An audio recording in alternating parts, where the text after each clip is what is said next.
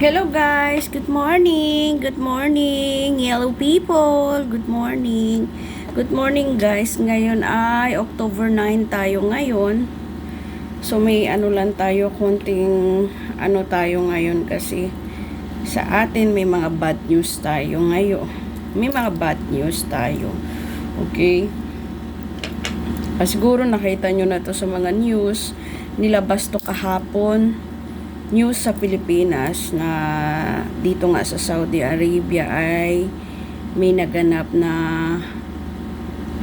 bitay. Okay? Sana hindi maano yung ano ko, yung page ko ito. Ito lang paulit-ulit ko sinasabi sa inyo. Paulit-ulit ko sinasabi sa ating mga kababayan at sa mga vlog ko dito. Paulit. Nire-remind ko sa inyo na ito dito ang Saudi, kahit nararamdaman natin parang free na tayo, parang walang sumisita, walang ano, pero alam nyo ba, ang batas nila dito ay mananatiling malakas. Mananatiling batas nila. Ha? Alam nyo naman yung mga bawal. Sana wag nyo na gawin. Katulad yung mga sinasabi sa inyo sa Pilipinas palang nire-remind na sa inyo ng ating OWA. Kaya nga kayo nag-TESDA, nag-OWA, nagpipidus. Kaya nga yan tatlo, ginagawa talaga yan kasi bakit? Para isaksak sa mga kokote ninyo at remind sa inyo ang pupuntahan ninyong lugar, hindi kagaya sa Pilipinas. Okay? Bawal na bawal dito ang una, makipag-applit tayo sa lalaki na hindi natin asawa. Okay? Tapos tayo may asawa tayo sa Pilipinas. Pag nanakaw, bawal na bawal talaga yan dito sa Saudi. Okay? At nasa batas din nila yung maghihiram tayo ng pera na may tinutubuan. Bawal din yan. Nasa batas talaga nila yan. Haram yan. Okay? At yung pinaka-worst, yung papatay tayo ng tao. Magre-rape, umatay ng tao. Kahit sabihin pa nila na kasalanan ng biktima.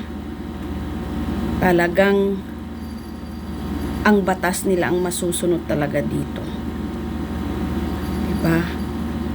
Sana naman nakita nyo yung balita sa 24 oras, sa GMA, lahat nasa balita yan ngayon, nilabas kahapon.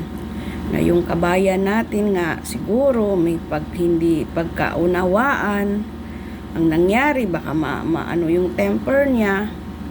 Ako, wala pa ako exactly complete detalye. So, yun, nagawa niya yung mga bagay na hindi niya dapat ginawa.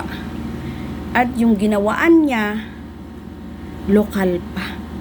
Saudi ang pinatay niya. Si kabayan. So, naghiring-hiring yun. So, talaga, ibabase nila talaga yan sa family. Sinubukan na talaga ng gobyerno natin at ng embahada natin na tulungan si kabayan na para magawa ng paraan o kaya maano lang talaga mabayaran. Blood money ang tawag doon. Hindi talaga pumayag ang pamilya. Hindi talaga pumayag ang pamilya. So nangyari yung mga bagay na yun nung Sabado. Kung hindi ako nag-mistake, inilabas yung balita kahapon. Pero nung Sabado talaga nangyari. Binitay na siya. So, para sa family ng naulila ni kabayan, condolence. Sana magiging leksyon yan sa ating mga kababayan na nandyan sa labas, nagtatrabaho para sa pamilya.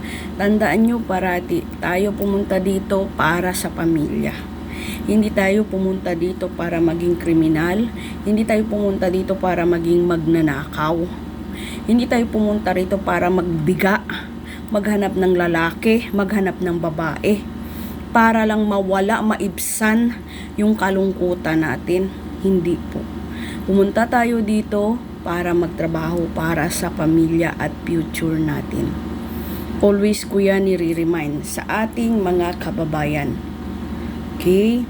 Sana po magsilbing babala sa inyo. Talaga, akala nyo, maramdaman nyo, okay lang? Hindi po. Andyan pa rin yung batas nila. Andyan pa rin. Alam nyo, nung nalaman ko yun, nangingilabot ako. Natatakot ako. Hindi ako natatakot na in a way na may ginagawa tayo. Kasi alhamdulillah, alam ko sa sarili ko na talagang alam ko kung saan ako mag-i-stand. Natatakot ako para sa ating mga kababayan na akala nila talaga open country na free na dito sa Saudi. Ang hindi nila alam talaga may batas. Gagawa kayo ng kasamaan pag nalaman yan ng gobyerno nila, may karapat parusa dyan.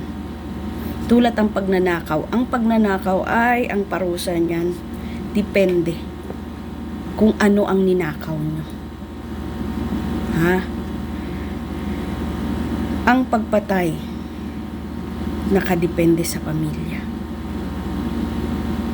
Mayroon tinatanggap nila yung pera, blood money ang tawag doon. May pamilya talaga, buhay ang kinuha mo, buhay din ang babayaran. Ganun. Ang pag-a-applit sa hindi mo asawa, na may asawa ka sa Pilipinas, may kastigo yan. Latigo po yan. Sana hindi ako maano itong vlog ko ngayon, kasi medyo malungkot yung vlog natin ngayon. So, kaya nire-remind ko na kayo, please, mga kababayan ko, please po. Dapat bago tayo gumawa ng mga bagay, mag-isip tayo. Mag-isip talaga tayo. Kasi may nasampulan na naman. So, sana po, hindi na to mangyayari ulit. Habaan natin ang pasensya natin. Huminga malalim. Tumingala tayo sa langit. May gumagawang kasamaan sa atin ng tao o inaapi tayo o anuman, sinisira tayo. Bahala na ang Diyos, babalik sa Kanya. Totoo yan. Kaya sana ang pakay natin dito para magtrabaho, hindi gumawa ng kasamaan. So, ito lang yung vlog ko for today, August 9. Medyo hindi maganda. So, may kasunod ito akong vlog. So, antayin nyo. Thank you for watching and please share and subscribe to my channel. Itong channel ko sa Facebook at may channel ako sa YouTube. So, please subscribe po tayo. Salamat!